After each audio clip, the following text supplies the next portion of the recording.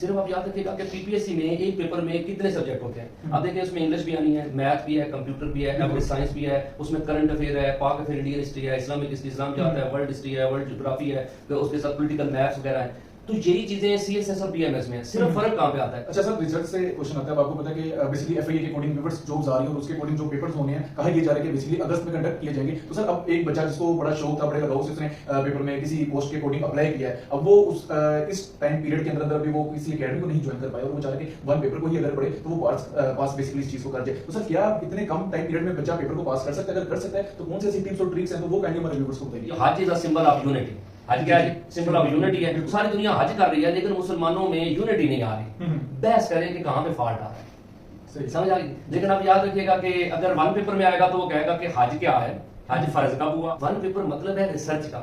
हर चीज पे आपकी रिसर्च होनी चाहिए कि ये चीज ऐसे क्यों है, ये इस जगह पे है तो क्यों है, इसके पीछे क्या था, यानी एक चीज रिसर्च पे।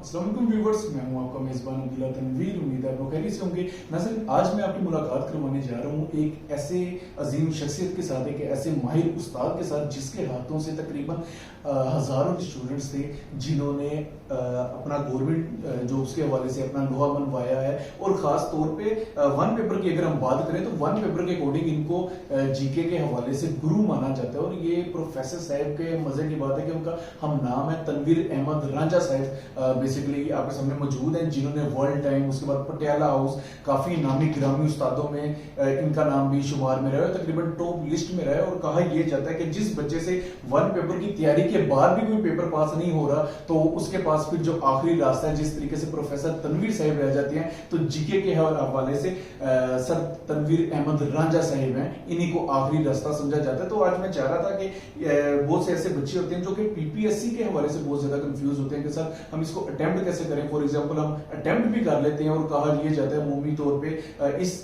बेसिकली चीज को, अफवाह को बहुत ज्यादा फैलाया जाता है कि ये बेसिकली रिश्वत के अकॉर्डिंग ही आपको सीट्स मिल सकती है, इसके अलावा आप सीट को हासिल ही नहीं कर सकते। तो मैं चाह रहा था इसके अकॉर्डिंग तमाम जो भी इसका लुबे रुबाब होगा वो सर तनवीर अहमद रांझा साहब आपके सामने खुद ही पेश करें। अस्सलाम वालेकुम सर। जी सर, सबसे पहले तो आपको बहुत ज्यादा शुक्रिया कि आपने अपने कीमती वक्त में से हमें टाइम दिया। ये तो आपकी मोहब्बत है और खुसूसी तौर पे आपकी इस वीडियो से हमारे देखने वाले व्यूवर्स जो होंगे वो बहुत ज्यादा फायदा हासिल करेंगे। सर मेरा सबसे पहले बेसिक क्वेश्चन ये होगा कि बेसिकली पीपीएससी, पीएमएस और सीएसएस, सर इन तीनों प्लेटफॉर्म में बेसिकली फर्क क्या है अकॉर्डिंग टू प्रिपरेशन?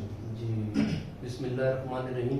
सबसे पहले आपको बता दूं कि एक तो चीज है कि ये तीनों कॉम्पिटिटिव एग्जाम्स हैं, यानी कि जब भी कोई स्टूडेंट जो है वो अपनी एजुकेशन कंप्लीट करता है तो उसके बाद आप होता है हमारे यहाँ डिग्रीज तो यूनिवर्सिटीज देती हैं लेकिन जॉब नहीं देती, जॉब नहीं देती। तो मतलब जॉब के लिए एक नया प्लेटफॉर्म ढूंढना पड़ता है जो हमें मतलब है कि एफपीएससी और पीपीएससी देता है। पीपीएससी हमें दो तरह की जॉब दे रहा है। एक हमें वन पेपर जनरल नॉलेज यानी कि एमसीक्यू जॉब है, 100 नंबर पेपर, उसे हम मतलब है कि पीपीएससी या वन पेपर जॉब बोलते हैं। और एक होता है उसमें पीएमएस, एग्जीक्यूटिव पोस्ट है, ठीक है ना जी, और ये होती पंजाब लेवल पे है। तो इसको मतलब हम पीएमएस का नाम देते हैं। इसमें 12 पेपर होते हैं और ये सब्जेक्टिव होती है। अच्छा, यानी पीएमएस और सीएसएस जो है ये दोनों सेम चीजें हैं, यानी वो फेडरल सर्विस पे आ रहा है। बिल्कुल सर। सीएसएस जो है वो पूरे पाकिस्तान में आपको अपॉइंट करेंगे, ठीक है जी। और ये पीएमएस का जरिए जो है वो सिर्फ पंजाब के आता है। पंजाब तक दोनों गस्टेड पोस्ट है, ठीक है जी। और उधर भी आप एसी लगते हैं तो इधर भी आप एसी लगते हैं। सिर्फ फर्क ये है कि जो सीएसएस है वहां पे मतलब काफी सारे डिपार्टमेंट्स हैं, यहाँ पे मतलब है कि जो पीएमएस है इसमें थोड़े डिपार्टमेंट्स होते हैं, ज्यादा मतलब है कि लोग एसी इसमें लगे हैं, ठीक है ना। तो दोनों बेसिकली जो है कि दोनों एक ही हैं। लेकिन जो पीपीएससी वन पेपर है वो बेसिकली इनसे हटके है क्योंकि वो शॉर्ट टर्म जॉब है। शॉर्ट टर्म इस अंदाज में आप देखें कि एक बच्चा जो है वो 3 या 4 माह तैयारी करके वो 100 नंबर का पेपर जो है ना वो इजीली क्या कर लेता है, उसको क्रैक करके वो एलोकेट हो सकता है। तो मतलब एक देखें कि राइटिंग स्किल्स में इसकी जरूरत नहीं है। वन पेपर में ना बेसिकली राइटिंग स्किल्स का बड़ा इशू है क्योंकि पीपीएस अपना पीएमएस और सीएसएस में आप अच्छी राइटिंग करेंगे और आपका मतलब एक बंदे को एनालिटिकल रीजनिंग यानी कि प्रॉपर एक एनालाइज करना, चीजों को उनका तजिया करना वो आना चाहिए। कि एक सिचुएशन आई है जैसे हमारे मुल्क का कोई इशू है या फॉरेन इशू है, उसके बारे में सवाल आता है तो अच्छा राइटर जो होता है वो उसको। तो सर लाइक पीएमएस हो गया और ये पीपीएससी हो गया, दोनों का तैयारी करने का मेथड जो है बेसिकली टोटली डिफरेंट है? नहीं, डिफरेंट नहीं है, मेथड सेम है। सिर्फ आप याद रखिएगा कि पीपीएससी में एक पेपर में कितने सब्जेक्ट होते हैं। आप देखिए उसमें इंग्लिश भी आनी है, मैथ भी है, कंप्यूटर भी है, एवरेज साइंस भी है, उसमें करंट अफेयर है, पाक अफेयर, इंडियन हिस्ट्री है, इस्लामिक हिस्ट्री, इस्लाम जात है, वर्ल्ड हिस्ट्री है, वर्ल्ड ज्योग्राफी है, तो उसके साथ पॉलिटिकल मैथ्स वगैरह है।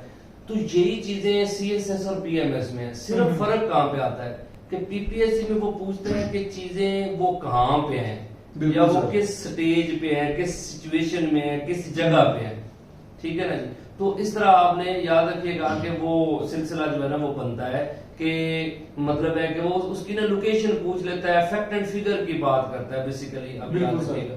लेकिन जो सीएसएस और पीएमएस में होता है वो जस्ट पूछता है कि वो चीज ऐसे क्यों है, मतलब है कि उस पे एक आपका ना तज्जिया मांगता है। जैसे अब सिंपल सी बात अगर हम करते हैं कि हम कहते हैं कि जो हज is a symbol of unity. हज क्या है? सिंबल ऑफ यूनिटी है। सारी दुनिया हज कर रही है लेकिन मुसलमानों में यूनिटी नहीं आ रही। बहस करें कि कहाँ पे फॉल्ट आ रहा है, समझ आ गई। लेकिन आप याद रखिएगा कि अगर वन पेपर में आएगा तो वो कहेगा कि हज क्या है, हज फर्ज कब हुआ, हज में मतलब है कि हज का रुकन आजम कौन सा है, ठीक है जी। ज़ोरैन और मगरिबैन कब पढ़ी जाती है, मतलब जमरात क्या होती है, ठीक है ना जी। मतलब छोटे छोटे क्वेश्चन पूछता है। आज के दिन कितने होते हैं, ठीक है जी। अय्याम तशरीक कौन से हैं, तो ये चीजें आप जो मेन पॉइंट सब बेसिकली आ जाते हैं। जी जी, बेसिक वहां पे पिन पॉइंट है ना। और आप होता है कि वन पेपर में आपके पास चॉइस नहीं होती कि आप उसको अपनी मर्जी से कोई चीज कर सके। वहां तो एमसीक्यू है, 4 ऑप्शन है, एक राइट ऑप्शन पे आपने टिक कर देना, समझ आ गई। लेकिन वहां पे आपके पास आइडिया सीएसएस में या पीएमएस में आप क्या कर सकते हैं, अपनी मर्जी से चीजों को चेंज कर सकते हैं, लिख सकते हैं, आप एक्सप्लोर करके कर सकते हैं। सही हो गया। अच्छा सर, बेसिकली व्यूअर्स माशाल्लाह सर का तकरीबन 15 साल का आपका एक्सपीरियंस है सर। तो सर ऐसी क्या वजह होती है कि बच्चे बेसिकली साल वन पेपर को रीड आउट करते हैं, उसकी अच्छी प्रिपरेशन भी कर लेते हैं और बहुत ज्यादा डिफरेंट राइटर्स की बुक्स भी लेकर आते हैं अकॉर्डिंग टू एनालाइज, तो लेकिन सर जी फिर भी वो अपना पेपर नहीं पास कर पाते। अगर पेपर पास भी कर ले, सबसे ज्यादा जो इशू देखने में सामने आता है व्यूअर्स, वो बेसिकली इंटरव्यू का आता है कि वो इंटरव्यू में जाके रह जाते हैं। तो सर क्या रीजन है इसमें? सबसे तो पहले मैं आपको बता दूं कि जो पहले सेटअप था ना, आज से तकरीबन आप कर सकते हैं कि 5-4 साल पहले वो लोग पास हो रहे थे पास पेपर को पढ़ के, मुख्तलिफ बुक्स को पढ़ के। बिल्कुल, क्योंकि जो पुरानी हमारी बुक्स हैं अगर आप उनको देख लें तो सिंपल से क्वेश्चन थे। अब जैसे जैसे कंपटीशन बढ़ता जा रहा है ना, तो चीजों के क्वेश्चंस की नेचर चेंज होती जा रही है। थोड़े से टेक्निकल क्वेश्चंस आ रहे हैं, आर्गुमेंटेशन वाले सवाल आ रहे हैं।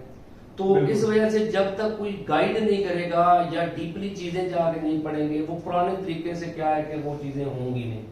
मतलब आप देखो ना, हिस्ट्री को ले लो तो पहले सिंपल से क्वेश्चन आते थे कि कायदे आज़म ने मुस्लिम लीग को कब ज्वाइन किया, मुस्लिम लीग का फलां इजलास कब हुआ, राउंड टेबल कॉन्फ्रेंस कब हुई। अब वो राउंड टेबल के अंदर चला जाता है कि राउंड टेबल को प्रिजाइड किसने किया, उसकी सदारत किसने की, वो कितना अरसा चली, किस बंदे ने कब शिरकत की और उनका रिजल्ट क्या निकला, वो चीजें इस तरह की। मतलब सर इसका मतलब ये नहीं है कि गवर्नमेंट सीट्स पहले से ही बुक कर देती है, बेसिकली वो मेथड को थोड़ा सा टफ करती है। ये क्लैरिटी कर दूं कि जो ये दोस्त कहते हैं ना कि ये सीट्स जो है ना वो मतलब है कि वो बिक जाती हैं या बिक जाती हैं, बिल्कुल। आप यकीन करें कि सिर्फ और सिर्फ ये 2 डिपार्टमेंट ऐसे हैं, पीपीएससी और एफपीएससी, जो मतलब एक आम बंदे को ना, एक आम बंदे को मतलब है कि उसको जवाब दे रहे हैं। मेरे इतने स्टूडेंट हैं, सब इंस्पेक्टर, मैं आपको नाम गिनवा सकता हूँ कि जो अपनी मेहनत पे हुए हैं, उन्होंने 1 रुपया नहीं है, एक कोई मतलब होता है ना किसी किस्म की कोई सिफारिश नहीं है, और सिंपल फैमिलियों से हैं और वो मतलब एलोकेट हुए। तो सर अगर हम उनकी सक्सेस स्टोरी के वाले से बात करें तो उन्होंने कितना अरसा प्रिपरेशन की थी इसकी? मेरे भाई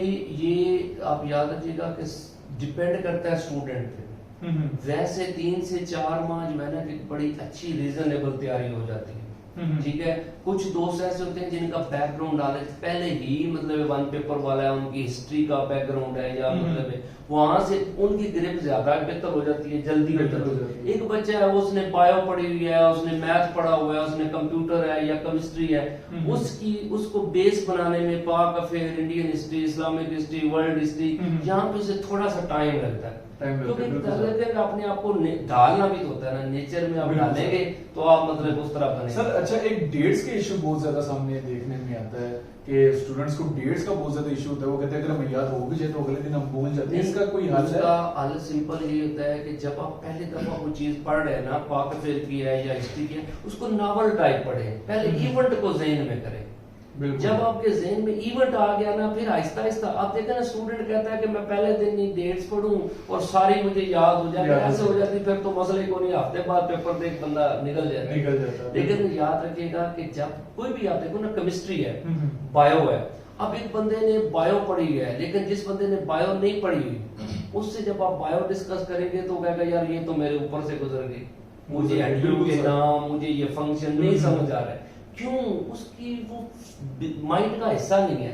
पहले चीजों को आपने माइंड का हिस्सा बनाना है, फिर क्या होगा जी, फिर इजीली जो है वो आहिस्ता आहिस्ता चीजें आपको याद होना शुरू याद हो जाएंगी। ठीक है। बिल्कुल सर। कोई भी ऐसी साइंस नहीं है कि जो आपको क्रैमिंग करवा सके, ठीक है जी। सिंपल एक तरीका होता है कि पहले आप पढ़ें। अब साल हम करते हैं कायदे मोहम्मद अली जिन्ना की जिंदगी को देखते हैं कि वो पैदा कब हुए, फिर उन्होंने एजुकेशन कब ली, फिर मैट्रिक कब हुआ, फिर इंग्लैंड कब गए। ये अब देखो ना, मैं डेट नहीं बता रहा, सिर्फ इवेंट बता रहा हूँ, ठीक है ना।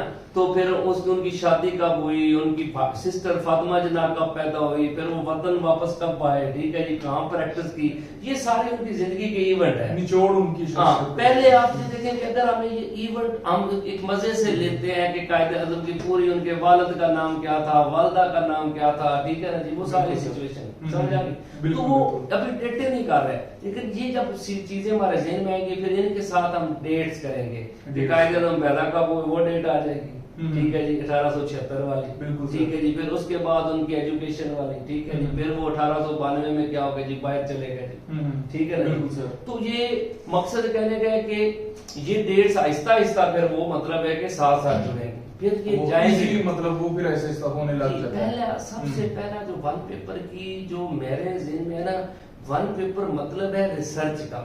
हर चीज पे आपकी रिसर्च होनी चाहिए कि ये चीज ऐसे क्यों है, ये इस जगह पे है तो क्यों है, इसके पीछे क्या था, यानी ये कि चीज रिसर्च बेस्ड है। अच्छा सर, रिसर्च से क्वेश्चन आता है। अब आपको पता है कि बेसिकली एफआईए के अकॉर्डिंग व्यूअर्स जॉब्स आ रही है और उसके अकॉर्डिंग जो पेपर्स होने हैं, कहा ये जा रहा है कि बेसिकली अगस्त में कंडक्ट किए जाएंगे। तो सर अब एक बच्चा जिसको बड़ा शौक था, बड़े लगाव से उसने पेपर में किसी पोस्ट के अकॉर्डिंग अप्लाई किया है, अब वो इस टाइम पीरियड के अंदर अंदर अभी वो किसी एकेडमी को नहीं ज्वाइन कर पाया और वो चाह रहा है कि वन पेपर को ही अगर पढ़े तो वो पास बेसिकली इस चीज को कर जाए। तो सर क्या इतने कम टाइम पीरियड में बच्चा पेपर को पास कर सकता है? अगर कर सकता है तो कौन सी ऐसी टिप्स और ट्रिक्स हैं, तो वो काइंडली हमारे व्यूअर्स को बताइए। जी, सबसे पहले ये है कि जिन दोस्तों ने, जाहिर बात है कि कुछ ना कुछ तो बैकग्राउंड स्टूडेंट्स का होता है। बिल्कुल सर। तो अभी जो शॉर्ट टाइम है उसमें तरीकाकार ये है कि आप देखिएगा कि सबसे पहले आपने पास पेपर देखने हैं जो एफपीएससी ने पहले कंडक्ट किए हैं, ठीक हो गया। उनमें आपको नेचर पता चल जाएगी कि कौन सा पोर्शन वो ज्यादा पूछ रहा है, कौन सा पोर्शन कम पूछ रहा है। और अब आगे पोर्शन में भी आगे पोर्शन होते हैं ना, यानी कि पाक अफेयर है तो पाक अफेयर के कौन से हिस्से से वो सवाल ज्यादा उठा रहा है, मतलब 1857 से पहले का पोर्शन है या 1857 या 1947 के बाद का पोर्शन है। तो वो हमें एक नेचर समझ आएगी कि एग्जामिनर का सोचता क्या है, ठीक है ना जी। फिर उस हिसाब से हमने उनको पहले टाइम देना है। फर्स्ट पेपर हर साल फिर उसी नेचर के अकॉर्डिंग वो पेपर बनता है। जब आप देखो ना कि अब आप पिछले तकरीबन 8-10 सालों के पेपरों को उठा लोगे, ठीक है जी, आप देख लें कि 10 या 12 या 15 पेपर होंगे, बिल्कुल ठीक है ना। उन 15 पेपर्स को आप स्टडी करोगे तो आपको एग्जामिनर की नेचर समझ आ जाएगी, समझा। उसके साथ साथ आपने काम क्या करना है कि करंट अफेयर को, एफआईए में जो एफपीएससी है ना, ये ज्यादा फोकस करता है इंग्लिश को, और इसने ज्यादा फोकस करना है करंट अफेयर को, उसके साथ एवरीडे साइंस जो है कि ये वाला पोर्शन, इसका जो मतलब ज्यादा फोकस होता है इन चीजों पे होता है, समझा गई। इनको आपने बहुत अच्छी तरह पढ़ना है।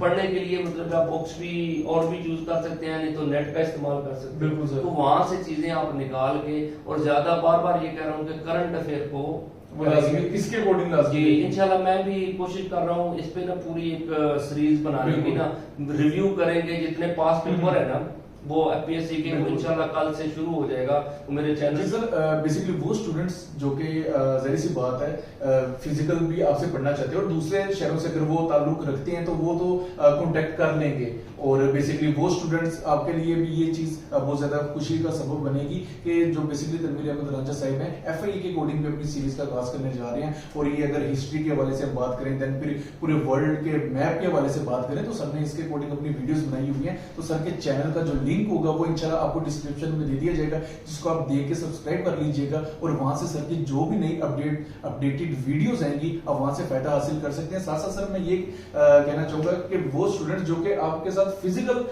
क्लासेस आपकी लेना चाहते हैं, जो कि बेसिकली लाहौर से ताल्लुक रखते हैं, तो आपका एड्रेस क्या है, काइंडली वो शेयर कर दीजिए। जी, ये हमारी अकेडमी का नाम जो है ये स्टडी रिवर है जी, और ये कच्चा लारस रोड बागे जनाब जो है कि उसके ऊपर आ रही है जी, बिल्कुल नियर है बागे जनाब। ठीक हो गया। तो सर आपकी टाइमिंग? जी, टाइमिंग जो है हमारी मॉर्निंग में सुबह 9 से 11 क्लास होती है सही। और शाम को जो है ये 5:30 से लेके तकरीबन 7:30 बजे तक 5:30 से 7:30 बजे तक होती है। ठीक हो गया सर। जी बिल्कुल व्यूवर्स, इसके अकॉर्डिंग आपके ज़हन में कोई भी कंफ्यूजन होगी या फिर कोई भी ऐसी क्यूरी हो जो कि आपके हमारे साथ शेयर करना चाहते हैं, तो स्क्रीन पे दिए हुए नंबर पे आप हमारी टीम के साथ कांटेक्ट कर सकते हैं। एज सून एज पॉसिबल हमारी टीम आपका जो कमेंट होगा उसका रिव्यू देगी। तो इसी के साथ अपने मेजबान अब्दुल्ला तनवीर को इजाजत दीजिए। अल्लाह निगहबान।